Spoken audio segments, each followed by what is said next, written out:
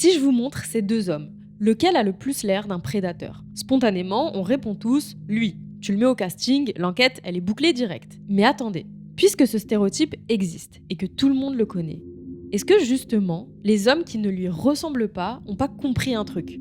Aujourd'hui, ce cliché du prédateur, est-ce qu'il sert vraiment à alerter les femmes ou est-ce qu'à force, il ne protège pas plutôt tous les autres hommes qui à côté de lui passent complètement inaperçus? Eh ben j'ai trouvé un film qui répond à cette question.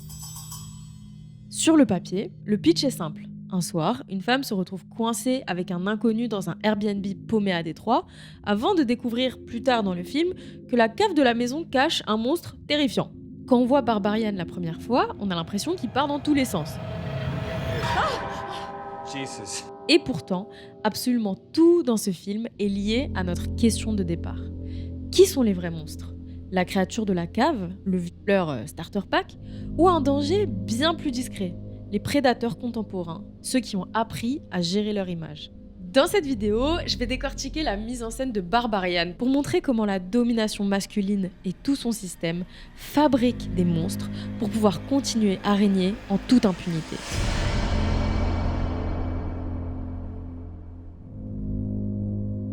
I booked it on Airbnb like a month ago. I booked a HomeAway. You're fucking kidding. Why don't you come inside and we'll call these idiots. À la fin de la première scène, Tess comprend qu'elle n'a pas d'autre option que de rester dans le Airbnb. C'est pourquoi tout le début du film est traversé par un doute sur cet inconnu. Est-ce qu'on peut faire confiance à ce boug? Plus tard, la question se pose à nouveau, mais dans un contexte qui n'a rien à voir. On change de lieu, de personnage, et on se retrouve avec AJ, étoile montante d'Hollywood vivant sa best life dans sa Merco, quand soudain, malheur, MeToo s'abat sur lui. She's claimed that you were sexually aggressive during the filming of the pilot, and she no longer wants to move forward if you're involved.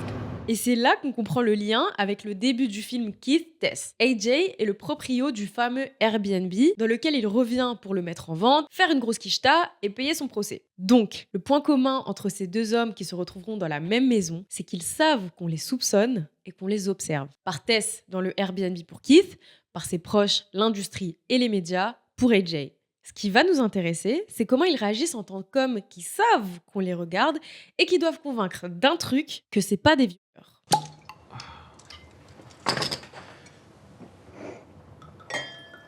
Keith, c'est un mec gentil. Malgré la situation flippante, le moindre de ses moves devient une preuve de sa galanterie infinie. You really didn't have to do that. Not even up for discussion. I can take the couch. No. Call me what you want, but there's no way I'm sleeping in the bedroom while a young lady is sleeping on the couch. En fait, ça va même plus loin. Il est pas juste gentil, c'est carrément le mec idéal, compréhensif, voire même féministe. I don't think you should be sitting out there by yourself this late. I mean, I wouldn't do that. There's a lot of bad dudes out there, and it sucks. Par contre, AJ, c'est l'inverse de Keith. Huh? Hide in my basement? I'm a fucking man. I'll fuck you up. Lui, sa présomption d'innocence, elle vient pas du fait qu'il a l'air trop pipou, mais du fait qu'il serait victime de la cancel culture. AJ, why don't you just calm down? No, Okay. what the fuck is she saying? Yes, she's saying that you raped her. Dès le moment où il apparaît, la mise en scène épouse cette idée d'une chute. De la décapotable, la mère, il passe à ses comptes vidés qui le feront dégringoler l'échelle sociale et économique jusqu'aux ruines de Détroit. Sauf que, même si c'est pas du tout le même genre de mec, il y a un point sur lequel Keith et AJ réagissent exactement pareil. Leur moyen ultime pour prouver qu'ils sont pas chelous, c'est d'évoquer le violeur. Et par le violeur, j'entends le starter pack. Fou, marginal, cassos, qui agresse les femmes dans les ruelles sombres. Pourquoi ce stéréotype est le meilleur argument pour eux? Bah parce qu'il lui ressemble pas. Quelques minutes après leur rencontre, Tess demande à Keith Would you mind pulling up your reservation confirmation just so I can see it? In case I'm some kind of weirdo who's broken in here to sleep. Le fou, c'est aussi le type qui met de la drogue dans les boissons des meufs. I thought you wouldn't want any if you didn't see me open it. So I waited. Et ça continue même une fois qu'ils ont un peu plus fait connaissance. You just marched on in. Yeah, because I had to. And it was scary. What? Do I look like some kind of monster? Ce à quoi la mise en scène répond subtilement « Zin, tous les castings de Stremont te veulent ». Et c'est la même chose plus tard dans le film quand AJ livre une masterclass en expliquant à son buddy pourquoi c'est pas un violeur. We fucked. We did fuck, okay? Right? She just took some convincing is all. That's it. Did she say no? I Was she like, mean, no, stop? At first, but like, I wasn't like, come here, bitch, I'm gonna do. La caméra avance lentement sur son visage, comme pour montrer que même lui réalise qu'il est en train d'avouer. D'ailleurs, dans le plan suivant, il appelle la plaignante pour s'excuser. Et pourtant, tant que l'image qu'il a de lui-même ou que sa maman a de lui n'est pas celle de ce type, alors ça va. Oh, I think I'm well within my rights to call her a fucking bitch. I know, sweetie. I know you wouldn't do those things. Oh, okay, baby. I love. What up, faggot? Vous l'aurez compris, le violeur, c'est surtout la disquette du siècle. Trop bénef pour paraître innocent et vivre avec bonne conscience. Mais d'ailleurs, est-ce que même il existe ce OG violeur ? Eh ben, le génie de Barbarian, c'est de ramener ce type dans le scénario. Accrochez-vous car il est temps pour moi de vous présenter Frank.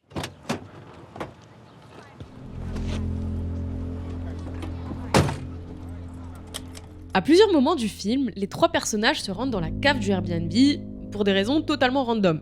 Le problème, c'est qu'ils se rendent compte que dans la cave, il y a un monstre consanguin de 2 mètres qui t'éclate la gueule si t'es trop nerveux et qui veut que te faire téter ses vieux boobs. Et vous savez quoi ? C'est même pas encore fini. Passé ce premier choc, on découvre un truc encore plus sombre. C'est même pas elle le vrai monstre, mais Frank, le daron de cette créature consanguine. Frank, c'est le propriétaire officieux du Airbnb. Et voici son histoire. Horrible. He used to bring women down there, and then he started making babies with them, and babies with the babies, and you make a copy of a copy of a copy, and you end up with something like that. And he ain't never left there, and she ain't never left there neither.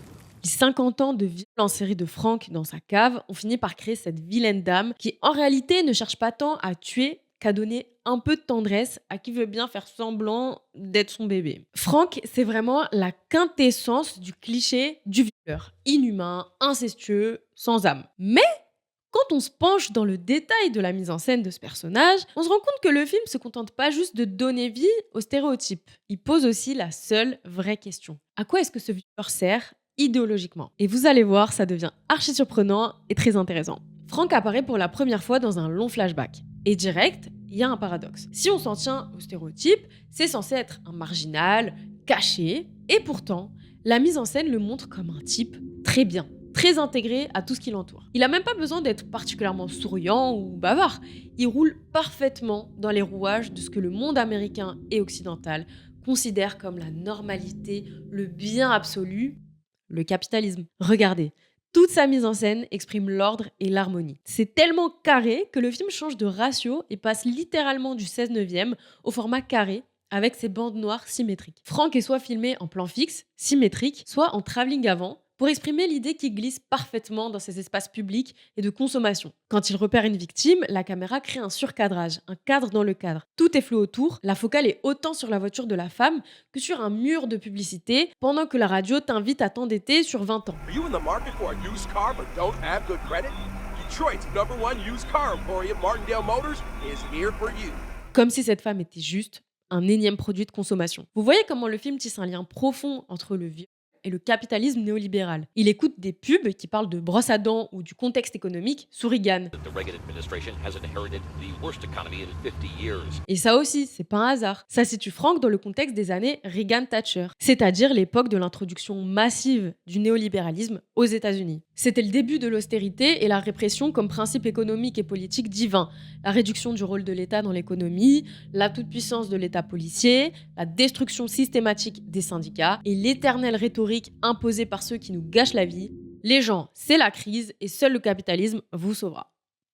L'analogie avec le capitalisme, elle est d'autant plus profonde que Frank apparaît presque comme un travailleur qui suit une routine huilée, machinale. D'ailleurs, pour s'introduire chez sa prochaine victime, il porte littéralement quoi ? Un bleu de travail. L'image du fou caché, dégueu, elle est complètement remplacée par un type dont toute l'existence tourne autour de la consommation, la production et même l'accumulation. L'accumulation, c'est celle du nombre de victimes. Il va acheter des affaires pour un bébé à venir. On entend qu'une femme est déjà dans la cave et on le voit préparer le guet-apens pour la prochaine. L'accumulation, c'est aussi celle des années et des années de crimes sexuels matérialisés par ce vieillard d'environ 280 ans, dans une chambre qui déborde de merde partout, et surtout de cette monstre. Des copies, de copies, de copies. Venons-en au sens. Déjouer la représentation du viol comme une anomalie, le présenter au contraire comme un boulon dans le rouage du capitalisme, c'est montrer que fondamentalement, le viol n'est pas affaire de marge, mais au contraire de normes, d'intérêts et de domination. C'est ce que répètent par exemple les militants des droits pour les enfants, qui expliquent bien que les pédocriminels n'aiment pas les enfants, mais leur imposent une domination. Ils tirent profit de leur vulnérabilité. En répondant à Keith et AJ, qui parlent toute la journée du monstre, du vieux starter pack, et en le ramenant vraiment dans l'histoire, Barbarian résume tout le mensonge de leur discours. C'est pas que tant qu'il y aura des mecs bizarres dans des caves, il y aura des viols. Non, la vérité, c'est que tant qu'un système basé sur la prédation, le consumérisme des choses et des gens et l'accumulation infinie sera présenté comme désirable, sera imposé partout, alors ça participera à la banalisation des crimes sexuels. Parenthèse avant de continuer. Si cette analyse vous plaît, n'hésitez pas à liker, commenter et surtout, abonnez-vous. La majorité des gens qui regardent nos vidéos ne sont pas abonnés, alors que pour une petite chaîne comme celle-ci, vous pouvez même pas savoir à quel point ça aiderait. Ici, je fais des analyses de films qui déjouent l'ordre capitaliste, sexiste et colonial du monde. Écrire et réaliser des vidéos comme celle-ci, ça prend beaucoup de temps. On est seulement 2 dans l'équipe. Et la seule chose qui permet d'aller très loin dans l'analyse et de garder une liberté d'expression totale, c'est votre soutien. Donc si vous kiffez le G-Pro, vous pouvez soutenir financièrement notre travail en faisant des dons réguliers sur Tipeee. Le lien est dans la description de la vidéo. Une fois qu'on a bien en tête cette notion d'intérêt, on se rend compte que le film ne nous parle que de ça. C'est sous nos yeux depuis le tout début, incarné par un symbole précis, la cave. Comme si cet endroit était une pure métaphore de la barbarie. Typiquement, quand Tess découvre la cave, elle en ressort direct, parce qu'elle voit ça. En sortant, elle tombe sur Keith. Donc, rappel, le mec était censé être gentil, hein. Et il se passe ça. No, stop. Just stop. Okay? Move! Just stop. Can you give me a moment? La gaslight, il s'interpose même entre la porte et elle. You're safe, all right? You're safe.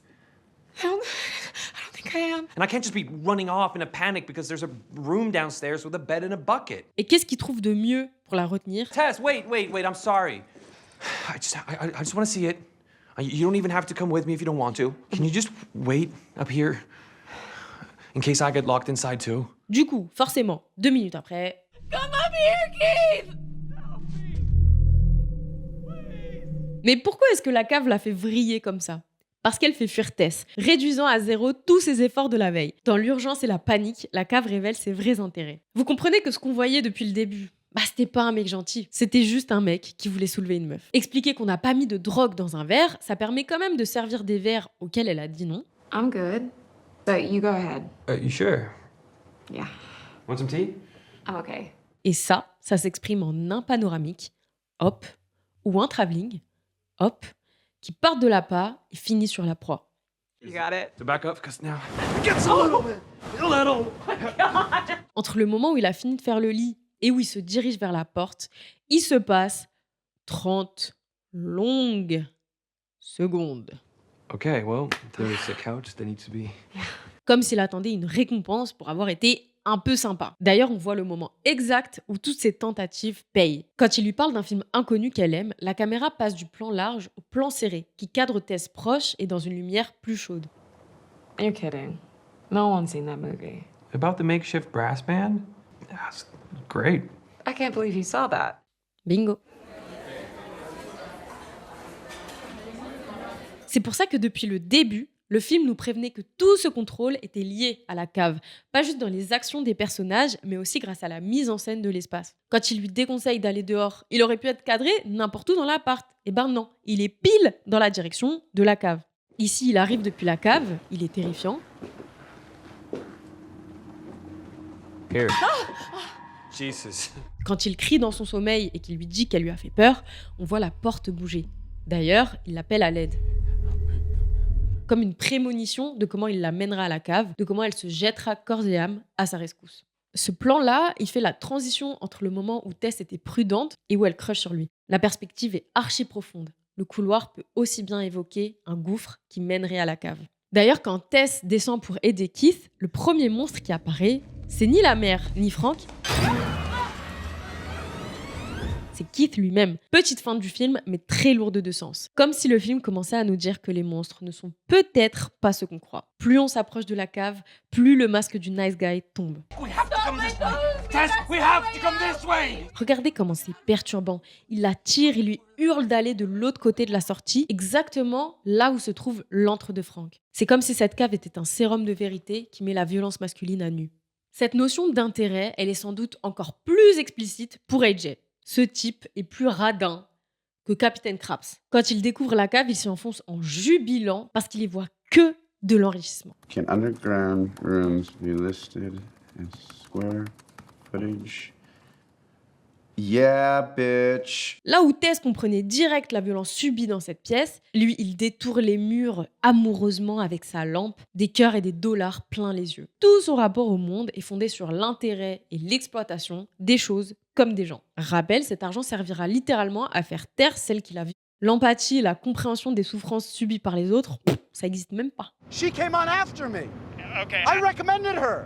She just took some convincing is all. That's it. C'est pour ça que dans tout ce qui va suivre, il va pas arrêter d'utiliser Tess. C'est tellement tragique et méchant, franchement ça en devient presque drôle. Il lui tire dessus une première fois alors qu'il la voit, hein. Il a une lampe, c'est elle qui voit rien. Mais il la shoot quand même. Ensuite il l'abandonne. Wait for me! Come on! Puis il finit carrément par la sacrifier pour sauver son derche. Hey!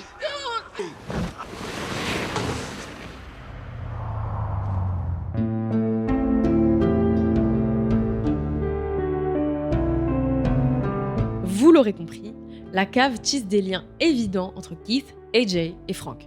Tellement qu'on comprend qu'au fond, Keith et AJ, c'est juste la version moderne, moins archaïque de Frank. Les intérêts, la violence sont les mêmes, seul le discours a changé. Frank, c'est la version old school. Keith et AJ, la version 2020, qui a entendu les critiques féministes et qui a adapté leur stratégie en fonction des sensibilités et des situations. Le nice guy pour l'un, la victime de la cancel culture pour l'autre. Dans l'époque contemporaine où se situe le film, Frank il apparaît comme le OG violeur premier degré, même à un mec aussi coupable et mauvais que AJ. What is wrong with you? Mais à son époque, il pouvait vivre et tuer en toute impunité, parce que lui aussi a su se cacher derrière ceux que l'on considérait déjà comme les monstres, les Noirs. On est à Détroit, c'est-à-dire une ville ravagée par le racisme et la pauvreté. Peu importe les crimes que Frank commettait en continu sous les yeux de ses voisins. Dans un endroit pareil, ça sera jamais lui le coupable. C'est les pauvres et les noirs. We may not be able to get out this time next year, because, you know, this neighborhood's going to hell, Frank. You plan on staying? I'm not going anywhere. Vers la fin du film, on a un montage alterné, montrant d'un côté AJ qui découvre Frank, et de l'autre, la police qui découvre Tess. You okay?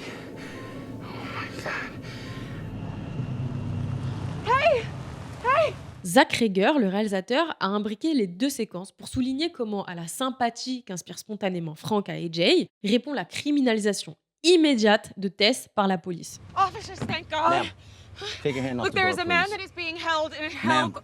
take your hand off the door.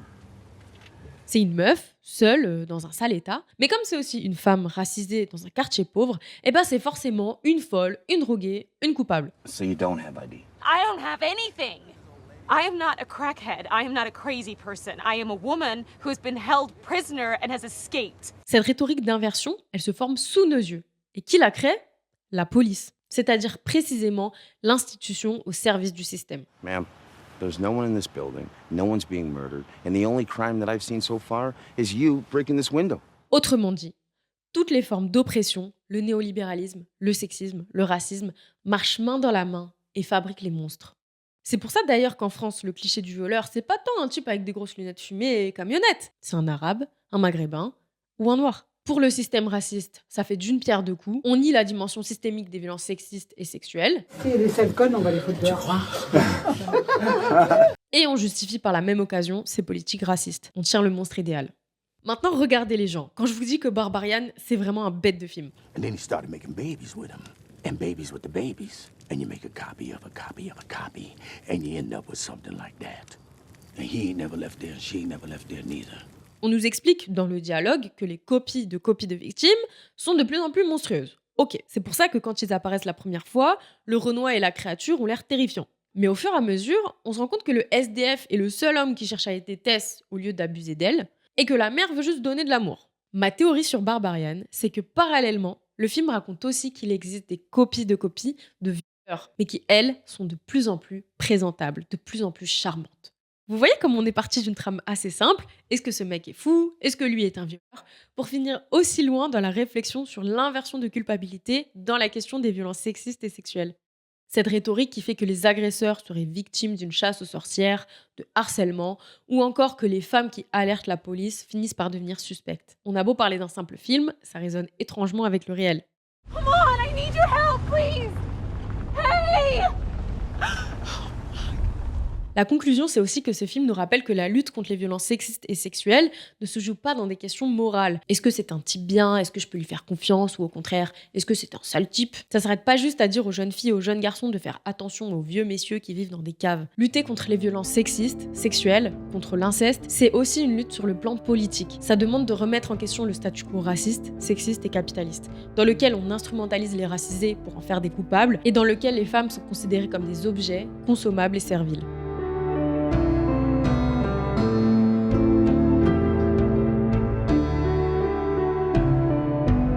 N'oubliez pas de liker, commenter, je lis vos commentaires et à vous abonner. Si vous souhaitez soutenir financièrement Virage, vous trouverez un lien vers notre Tipeee dans la description. Merci d'avoir regardé cette vidéo et à la prochaine!